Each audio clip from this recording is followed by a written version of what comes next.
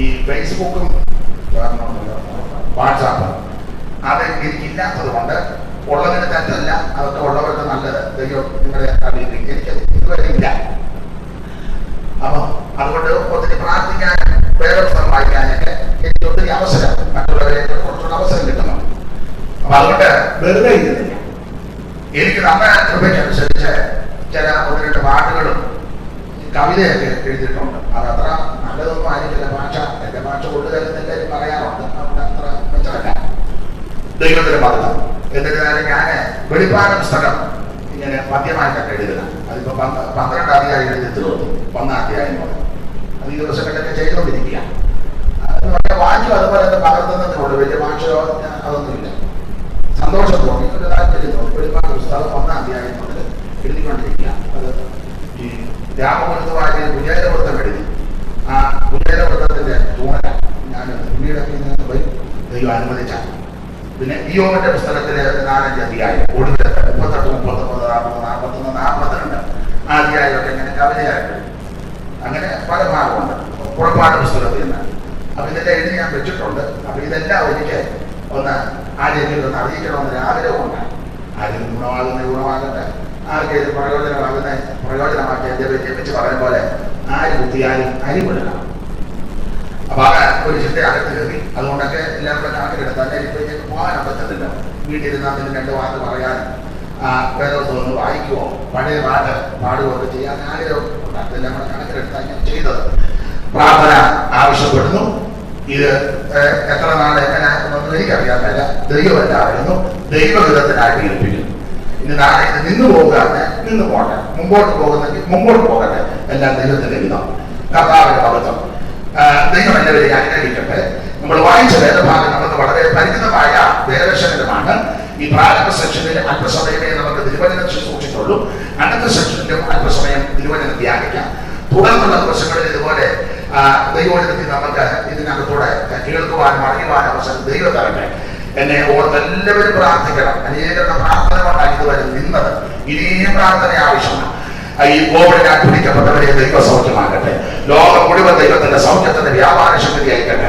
കർത്തദാസന്മാരെ, ദൈവകുഞ്ഞുങ്ങളെ, നാനാജാതി മതസ്ഥര് അവൻ ഭയപ്പെട്ടും ഭാരപ്പെട്ടിരിക്കുന്നു. അവർക്കെല്ലാം ദൈവ വിടുതൽ കൊടുക്കട്ടെ. യേശുവിന്റെ നാമം ഉയരട്ടെ. അവൻ നമുക്ക് ദൈവസരി പ്രാർത്ഥിക്കാൻ വായിച്ചിട്ടുണ്ട്. ഭാഗവതികൾ കൂടി വായിച്ചു സഹായിച്ചാണ്.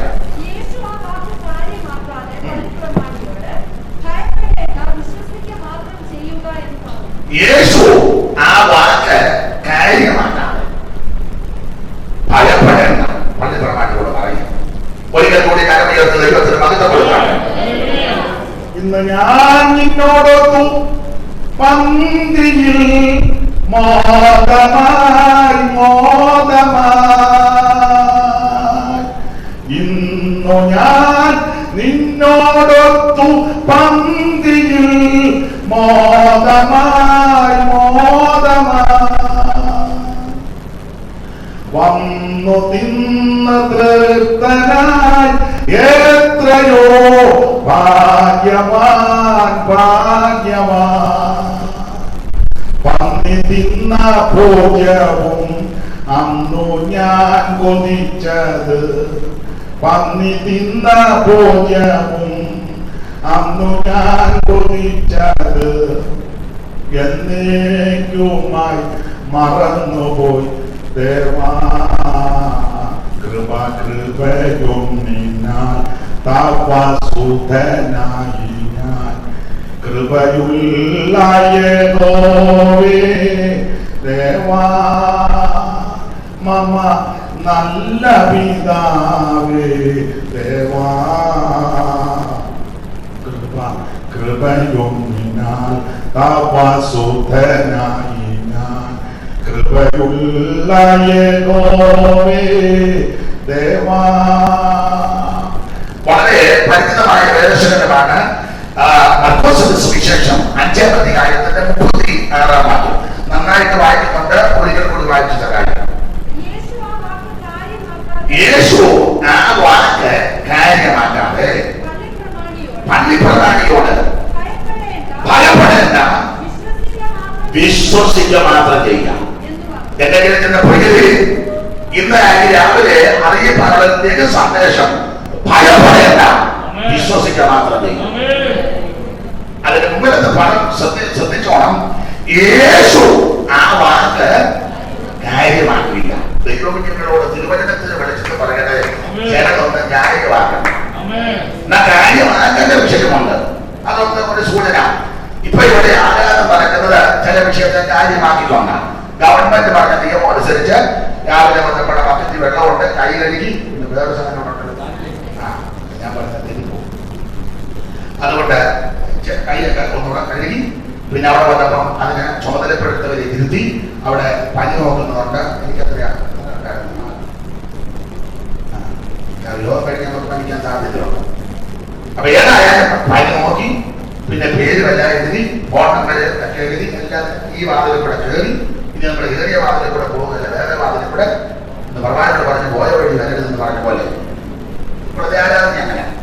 ഇതെല്ലാം ഗവൺമെന്റ് പറഞ്ഞ നിയമം അനുസരിച്ചാണ്. കസേരയെല്ലാം കൃത്യമായി പാലിച്ചു, എല്ലാവരും വായുവെല്ലാം മൂടിക്കെട്ടി. അത് ചിലർക്ക് ഗുണമാണ്, പണ്ടേ തോത്രം പറയുകയല്ല. എന്തായാലും കൊള്ളാം, ഇതൊക്കെ ഗവൺമെന്റ് പറഞ്ഞ നിയമം അനുസരിച്ചാണ്. അത് നമ്മുടെ കാര്യമാക്കി. എന്നാൽ ചില വിഷയങ്ങൾ കാര്യമാക്കി നിന്നെ ഭീതപ്പെടുത്തുന്ന ചില വിഷയമുണ്ട്. നീ അത് കാര്യമാക്കരുത്. കാരണം കർത്താവ് നമ്മുടെ കൂടെയുണ്ട്. ഒരർത്ഥവും നിനക്ക് പഠിക്കത്തില്ല, ഒരു ബാധകം നിന്റെ കൂടാരത്തിൽ എടുക്കത്തില്ല. നിന്റെ എല്ലാ വഴികളിലും നിന്നെ കാക്കേണ്ടതിന് അവൻ നിന്നെ കുറിച്ച് തന്റെ കൂടാരത്തിൽ ലഭിക്കും. നിന്റെ കൂടാരത്തെ സൂക്ഷിക്കുന്ന മറയ്ക്കുന്ന ഒരു നല്ല ദൈവമുണ്ട്. അവര് പറഞ്ഞാൽ നമുക്ക് ജീവിച്ചാലും നല്ലതാ, മരിച്ചാലും ലാഭമാണ്. നമുക്ക് എന്താണെങ്കിലും നല്ലതാണ്. അതുകൊണ്ട് ചില വിഷയങ്ങൾ ദൈവമക്കൾ കാര്യമാക്കണം. ഒന്നിനെ കാര്യങ്ങൾക്ക് അഭിവാചകം പോലെ ഈ സെക്ഷനിൽ അങ്ങ് നിർത്താം. കാരണം ഈ സെക്ഷനിൽ കഴിഞ്ഞ ആഴ്ചയുടെ മുമ്പത്തെ ആഴ്ച നിങ്ങൾ കുറച്ചുകൂടെ പലരും കേട്ടത്. കഴിഞ്ഞ വെള്ളിയാഴ്ച അല്പസമയങ്ങൾ സംസാരിച്ചു.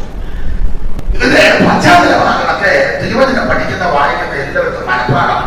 നമ്മുടെ കർത്താവാകുന്ന യേശു ക്രിസ്തുവിന്റെ പരസ്യ ശുശ്രൂഷ നടക്കുന്ന വേളയിൽ ഒരു ദിവസം കർത്താവ് ശിഷ്യന്മാരോട് പറഞ്ഞു, സന്ധ്യയായപ്പോൾ നമുക്ക് അക്കരയ്ക്കൊന്ന് പോകാം. അക്കരയ്ക്ക് എല്ലാവരും അക്കരെ പോകാനാ ഇരിക്കുന്നത്.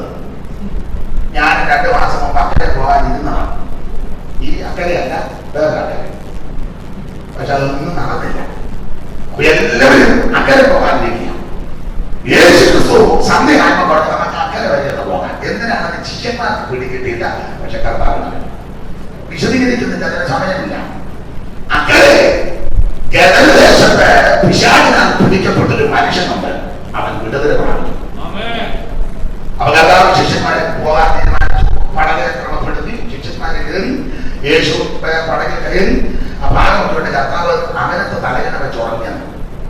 അമരത്ത് ഉറങ്ങാൻ കാര്യം പടനാട് വിളിച്ചോ പറഞ്ഞു. ശിഷ്യന്മാരെ കയറി തലവില്ലാത്ത യേശു വന്നപ്പോൾ തലവില്ലാതെ പിന്നെ അമരവേ കൊള്ളാം. ന്യായമായിട്ട് ചിലപ്പോൾ എന്തോ അങ്ങനെയാണെന്നൊന്നും അറിയാൻ പറ്റില്ല. നമ്മൾ വലിയൊരു വളരെ സൂക്ഷിച്ചത് തന്നെ. നമ്മൾ ആദ്യം തീറ്റെല്ലാം പിടിച്ചിട്ട് യേശുവിനോട് പറയാം, വായിക്കുമല്ലോ അവരെ തന്നെ പോയി പോകുന്ന തിരിക്കാൻ. എന്നാൽ കർത്താവ് അമരത്ത് തലകണ വെച്ച് ഉറങ്ങുക, അക്കരയ്ക്ക് പോവുക. എന്തിനാണെന്ന് ശിഷ്യന്മാർക്ക് അറിയത്തില്ല, യേശുവിനാണ്. അല്പം കഴിഞ്ഞപ്പോൾ കാറ്റ് ശക്തമായി, പടകാടി ഉലഞ്ഞു, തിരമാല ഉയർന്നു, പടക് മുങ്ങുമാറായെന്ന് തോന്നി. അപ്പൊ ശിഷ്യന്മാർക്ക് പ്രാണഭയമാണ്. പാട്ടൊക്കെ പാടിയ പ്രസംഗിക്കുന്നത്. അതിന് പാട്ടുകാരി ഉണ്ടാകുന്ന താളമൊക്കെ ഉണ്ട്. ഇപ്പൊ അതൊന്നും ഒക്കത്തില്ല. അല്ലെങ്കിൽ എനിക്ക് ശ്വാസം നിന്ന് പോകുന്നു, പാടി കുളിപ്പിക്കാൻ ഒക്കുന്നില്ല. എങ്ങനെ അറിയാവുന്നവര് കൂടെ 2 ശീലമാനൊക്കെ ഒന്ന് പാടിക്കണം. നിങ്ങൾ എനിക്കറിയാവുന്ന പറഞ്ഞ് നോക്കിയിരിക്കുന്നത്. 10 രൂപയും പരമക്കുഴുപ്പും വലിയൊരു പടകിൽ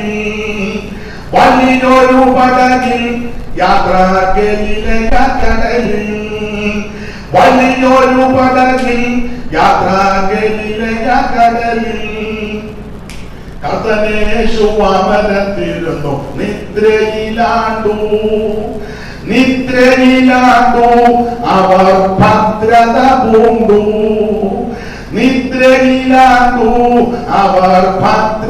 പൂണ്ടു. ശാന്തമായിട്ട് കർത്താവ് നിദ്രയിലായി. പടക് മുമ്പോട്ട് പോവുകയാണ്. അല്പം കഴിഞ്ഞപ്പോൾ കാറ്റ് കൂടെ ഓടുന്നില്ല. അപ്പൊ മുമ്പായപ്പോൾ ശിഷ്യന്മാർ യേശുവിനെ ഉണർത്തി. കർത്താവ് ആ തിരുമാലകളെ കാറ്റിനെ ശാസിച്ചു. ശാന്തത വന്ന് മലകര കയറി. ഒന്ന് ഞാൻ വിവരിക്കുന്നത് നിങ്ങൾക്കറിയാം. ആ ഗദരദേശത്തെ പൂരഗ്രസ്തർ ഓടി വന്നു. അവനെ യേശു സൗഖ്യമാക്കി ഭൂതം വിട്ട് പന്നിയുടെ ദേഹത്ത് കയറി. പന്നി ചാടി ചത്തു. അന്നിക്ക് വേണ്ടേ ബോധമുള്ളതല്ല, അതെല്ലാം കൂടെ ചത്തു. ഈ മനുഷ്യൻ വിടുതൽ പ്രാപിച്ചവർ പ്രയോഗമുണ്ട്. വിടുതൽ പ്രാപിച്ചവൻ സുബോധം കൊണ്ട് വസ്ത്രവും ധരിച്ചെന്നായിരിക്കുന്നു. നേരം ചുവരും വസ്ത്രം ധരിക്കാത്ത ബോധത്തോളം ഈ പക്ഷിയെ ചായ ചുവരണം. യോഗ്യമായിട്ടും മാന്യമായിട്ടും വസ്ത്രം ധരിച്ചില്ലെങ്കിൽ ഇങ്ങനെ ധരിക്കണമെന്നാണ് എന്റെ വാദം. ഷർട്ടോ പാന്റോ ഇപ്പായോ സാരിയോ ചുരിദാറോ എന്തുമായിട്ട്, പക്ഷെ അത് യോഗ്യമായിരിക്കണം. അപ്പൊ നേരം ചുവരും യോഗ്യമായിട്ട് വസ്ത്രം ധരിച്ചില്ലേ ഓർത്തോണം അത് ചായ കൊണ്ട് നടക്കുക. അല്ല, ഇവനെ പൂർവ്വം വിട്ട് പോയപ്പോൾ സുബോധം വന്നു. സുബോധം വന്നപ്പോൾ വസ്ത്രം ധരിച്ച് നേരം ചുവരുന്നത് യോഗത്തിന് വന്നിരിക്കുക. യേശുവിന്റെ പുറകെ പിന്നെ നടക്കുക. അങ്ങനെ ഇവന് സൗഖ്യം കൊടുത്തേച്ച് കർത്താവ് ശിഷ്യന്മാർ തിരിച്ച് ഇക്കരെ വന്നു. ഇക്കരയിൽ വന്നപ്പോൾ ഞാൻ വിവരിക്കുന്നില്ല. ഒരു ആള് കൂടി വന്ന് പറഞ്ഞു, നമ്മുടെ പള്ളി പ്രധാനി യായിറോസിന്റെ മോള് അത്യാസന്റെ നിലയില. അവള് കോവിഡാണോ എന്നൊരു സംശയം. അല്ല, നൊന്നാനെ അത്യാസന്റെ നിലയിലാണ് യായിറോസിന്റെ മകള്. അവരുടെ പേര് പുസ്തകത്തിൽ ശരിക്കും എഴുതിയില്ലെങ്കിൽ ഞാൻ വിളിക്കുന്നത് കുഞ്ഞോളെന്നാണ്. കുഞ്ഞോളം അവിടെ എഴുതിയിട്ടുണ്ട്. ഇല്ലേ, 22 തന്നെ വായിക്കാം. അവിടെ വായിക്കുന്നത് എങ്ങനെ കുഞ്ഞുമോള്. അപ്പോൾ ഇക്കലെ പറഞ്ഞു കഴിഞ്ഞപ്പോ കുഞ്ഞുമോള് അത്യാസന നില കിടക്കുക. അപ്പൊ യേശുവിനോട് പറഞ്ഞു, കുഞ്ഞോക്ക് വേണ്ടി എന്ന് പ്രാർത്ഥിക്കണം. അപ്പൊ യേശു പറഞ്ഞു, കുഞ്ഞോക്ക് വേണ്ടി പ്രാർത്ഥിക്കാൻ പോകാം. അങ്ങനെയോട്ട് വരുന്ന വഴിക്കാണ് നമ്മുടെ അമ്മാമ്മ ഞാനാ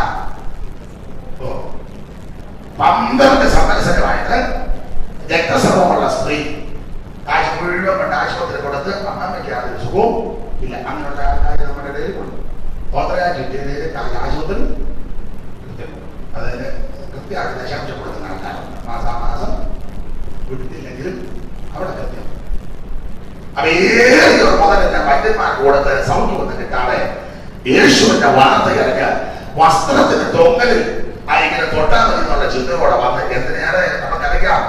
അവന് കഥാവിന്റെ വസ്ത്രത്തിന്റെ തൊങ്ങലെ തൊട്ട് എന്റെ ചിന്തയാ ദേഹത്ത് കൈക്ക് പിടിച്ച് അല്ലെ ശരീരത്തെ സ്പർശിച്ച് കഥാവിന്റെ കരം എന്റെ ശിരസിലെന്ന് വെച്ച് പ്രാർത്ഥിക്കുന്ന നല്ല ആഗ്രഹം നമുക്ക് കാണാമായിരിക്കാം.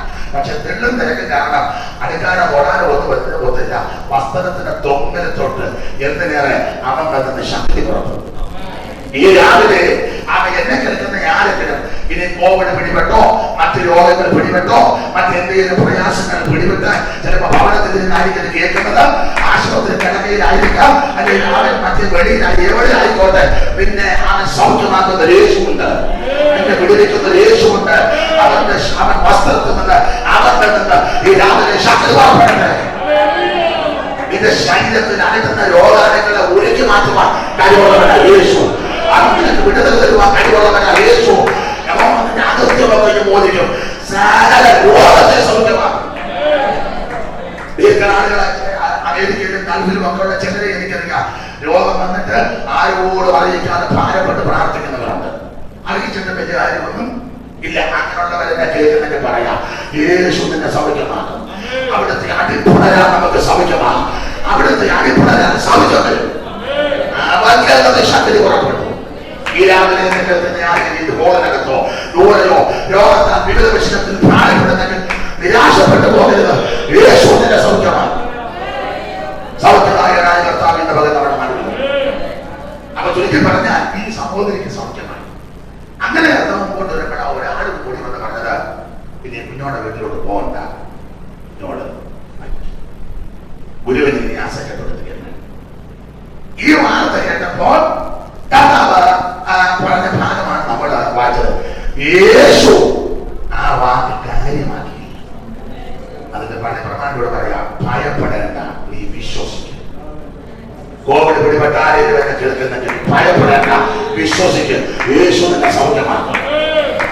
മറ്റേ ന്യൂമോണിയോ മാറാരോഗമോ ബ്രെയിൻ ട്യൂമറോ ക്യാൻസർ എന്തുമാകട്ടെ, കിഡ്നി പ്രോബ്ലമോ എന്തുമാകട്ടെ, ഏത് രോഗത്തിന്റെ പിടിപെട്ടാലും തിരുവചനം പഠിപ്പിക്കുക, ഭയപ്പെടേണ്ട, യേശു നിന്നെ സൗഖ്യമാക്കും.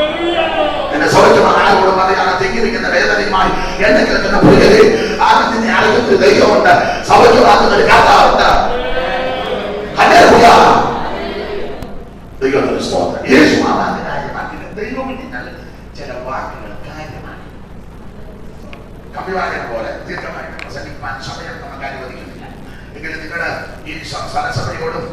ദൈവദാസനം അല്ലെ ഇതൊന്നും നടക്കുന്ന കേസല്ല. കാരണം എനിക്ക് ആരുടെ മുഖം കണ്ട് പറയണം. അത് നിങ്ങൾ ഇരുന്ന് നടന്ന് ഈ സഭയെ തെയ്യം അനുഭവിക്കണം. നാളെ നിങ്ങൾ അനുവദിക്കുകയാണെങ്കിൽ പിന്നെ നമുക്ക് ഇങ്ങനെ പോകാം. അനുവദിച്ചാൽ ഇനി നിങ്ങൾക്ക് സഭയ്ക്കോ സെന്ററിനോ ആർക്കെങ്കിലും അതിർത്തി കൊണ്ട് ഈ ദൈവദാസനോടോ സഭയോടോ ഒന്നും കൊമ്പ് കുറച്ചത് എന്നെ എന്ന് പറഞ്ഞു വിട്ടേക്കണം. ഞാൻ അതിലേക്ക് പോകണം. ഇപ്പൊ ഞാൻ താമസിക്കുന്നത് ഇവിടെ വെള്ളാപ്പള്ളി ഞങ്ങളുടെ ജോയിച്ചന്റെ വീട്ടിലാണ്. ജോയിമാൻ നാട്ടുകാർ വിളിക്കുന്നത് ജോയിച്ചാണ്. ഞാൻ ഈ കോവിഡ് സമ്പത്ത് തുടങ്ങി അല്പം ബുദ്ധിമുട്ടൊക്കെ എനിക്കുണ്ട്, എല്ലാവർക്കും ഉണ്ടല്ലോ. എന്നെക്കാൾ ബുദ്ധിമുട്ടി അനുഭവിച്ചിട്ടുണ്ട്. ആ ബുദ്ധിമുട്ടെന്ന് പറഞ്ഞാൽ ആരും അംഗീകരിക്കാറ് പറയുന്നില്ല. എന്നാൽ ജോയിച്ചാനെ അവിടെ വാടകയ്ക്കാണ് ഞാൻ തുരുത്തി താമസിച്ചത്. ജോയിച്ചാനെ വിളിച്ച് പറഞ്ഞു, എന്റെ വീട് കിടക്കൊണ്ട് പോയി ഫ്രീ ആയിട്ട് താമസിച്ചു. സ്തോത്രം. നല്ല മനസ്സോർത്ത് ദൈവത്തെ ശ്രദ്ധിക്കും. ആ ജോയിച്ചാനേക്കാൾ വലിയ അമ്മാനെ പിള്ളേര് പറഞ്ഞ് വാസ്താനെ താമസിച്ചാൽ മതി എന്ന് പറഞ്ഞു. ഞാനിവിടെ വന്ന് താമസിക്കുന്നെങ്കിൽ അവിടെ ഇങ്ങനെ ആളുകളോടും തെളിവൊക്കെ ആയിട്ടാണ് നിർത്തി. ഇവിടെ വന്നപ്പോൾ എനിക്ക് വലിയ ബുദ്ധിമുട്ടുണ്ട്. ഒറ്റപ്പെട്ട് പോയോ എന്നൊരു ചിന്ത. എന്നാലും ആ കുടുംബം അതിന് മുഖാന്തരമായി ദൈവം അവരെ അനുഗ്രഹിക്കട്ടെ. കർത്താവിനെ അങ്ങനെ മനസ്സുള്ള പെന്തക്കോസ്തുകാരി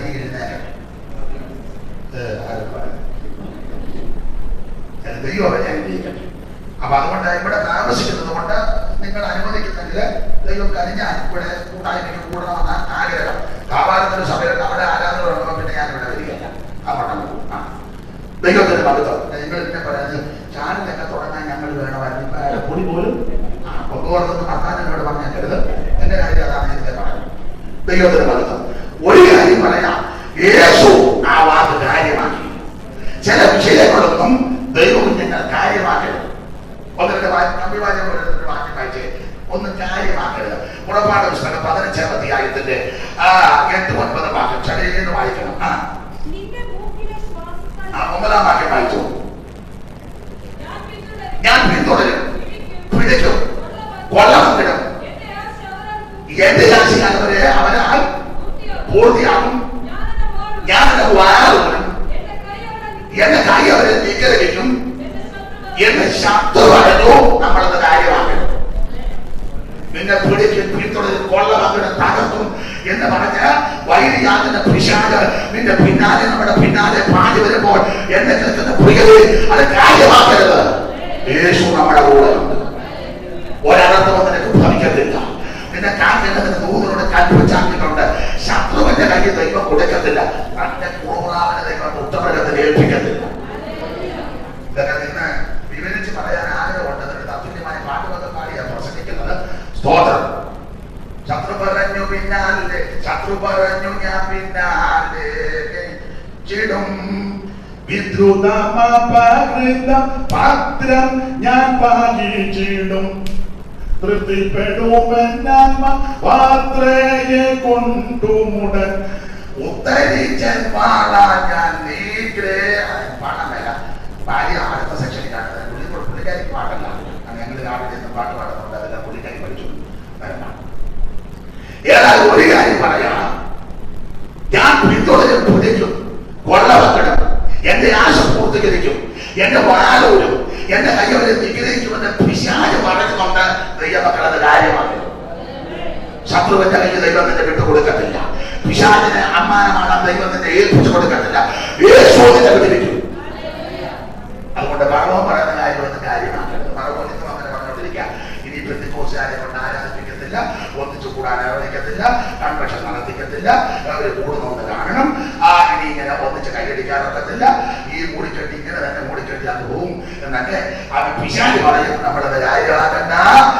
യേശു നമ്മെ വിടിവിക്കും.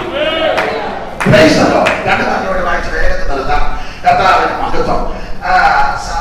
ന്യായാധിപന്മാരുടെ പുസ്തകം 12-ാം അധ്യായത്തിന്റെ പ്രാരംഭവാക്യം. ഞാനത് മണിക്കൂറുകളെടുത്ത് വിസ്തരിച്ച് പ്രസംഗിക്കുന്ന വിഷയമാണെങ്കിലും ഷോർട്ട് മെസ്സേജ് കണ്ടത് പോയതല്ല.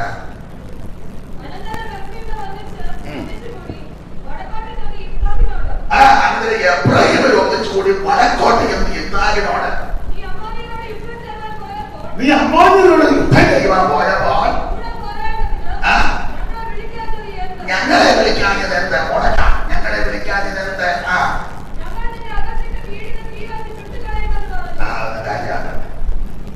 നിന്നെ ചുട്ടകാരും, നിന്റെ വീടിനെ തീ വെക്കും, നിന്നെ മുടിച്ച് കളയുമെന്നൊക്കെ അവിടെ നിന്ന് പറയും.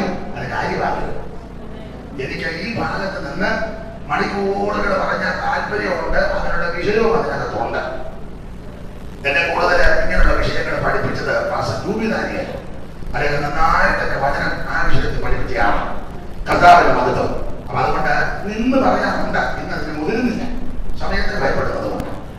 ഏതായ പ്രതിപത്യത്തിൽ ഇത്തായോട് പറയാ, നിന്നെ ഞങ്ങൾ വീടിനകത്ത് ചുട്ട് കളയും. ഇത്താല് അത് ഞങ്ങൾ പേടിക്കുന്ന ആളല്ല. കാരണം ഇവന് തീച്ചൂടക്കടക്കൂടായിട്ട് കയറി വന്നു. പണ്ട് ഞങ്ങളുടെ മകന്റെ അമ്മച്ചി കുഞ്ഞമ്മച്ചി എന്നോട് പറഞ്ഞു, കുഞ്ഞമ്മച്ചിയുടെ അമ്മ ധീരമായിട്ട് കിടക്കില്ല. അമ്മച്ചി മരുന്ന് കഴിക്കാറ് ടി.വി. തോമസ് സാറിന്റെ അമ്മ, ബഹുമാനപ്പെട്ട വത്സലപ്രധാൻ അവരുടെ ഭാര്യയുടെ വല്യമ്മച്ചി ടി.വി. തോമസ് സാറിന്റെ അമ്മ. അമ്മച്ചി കുഞ്ഞമ്മച്ചി എന്നോട് പറഞ്ഞ അറിവ സുഖമില്ലാതെ കിടക്കുക. അപ്പൊ പിള്ളേർക്ക് ഒരു ഡോക്ടേഴ്സാണ്, നന്നായിട്ട് ഉന്നത നിലവാരം കൊടുക്കുന്നവർ, ഡോക്ടർമാർ ഒത്തിരി ഉണ്ട്. ഡോക്ടർ ജോർജ് തോമസ് അവരെല്ലാം ഉന്നതന്മാരാണ്. അപ്പൊ അമ്മച്ചി ഇങ്ങനെ ക്ഷീണമായി കിടന്നപ്പോ പിള്ളേരെ ചെന്ന് പറഞ്ഞു, അമ്മച്ചി മരുന്ന് വെക്കുന്നത് വലിയ കുഴപ്പമൊന്നുമില്ല. ഈ അമ്മ പറഞ്ഞാ പറഞ്ഞത് പോലെ 6 നീന്തി കിടന്നാ ഞാൻ ഇത്തറ്റം വന്നത്. പിന്നെ ഈ കൈത്തോടെ എനിക്ക് വിഷയമല്ല. ആരോട് പറയാം, 56 നീന്തി കിടന്നാ ഞാൻ ഇവിടെ വരെ വന്നത്. പിന്നെ ചെറിയ കൈത്തോട് അങ്ങോട്ടാണ് പോകുന്നത്. യുദ്ധാവ് അങ്ങനെ തന്നെ തീച്ചൂടൂടാനോട് കയറി വന്നത്. അവന് നിന്നെ കത്തിക്കുമെന്ന് വീട് വെക്കുമെന്ന് നിന്നെ കുടിച്ചു കളവെന്ന് പറഞ്ഞ അവ പേടിക്കത്തില്ല. ഇന്ന് അവർ ഭയപ്പെടരുത്, ആ വാക്ക് ന്യായമാകരുത്. ദൈവം അനുവദിച്ചാൽ ഇതൊക്കെ പിന്നീട് നമുക്ക് ചിന്തിക്കാം. ഇതെല്ലാം പിന്നീട് വരും, വിശദമായ സമയമെടുത്ത് പറയാം. കർത്താവിന് ഒരു വാക്കുകൂടെ വായിക്കാൻ നിർത്താം. ഇത് ആ ഭാഗം പ്രസംഗിക്കാനായിട്ട് ബുദ്ധിമുട്ട് വരുന്നുണ്ട്. ഒരുപാട് ഇവിടെ പറഞ്ഞ് നിർത്തിയേക്കാം. മത്തായി സുവിശേഷം 4:9 വായിച്ചേ. മത്തായി 4:9.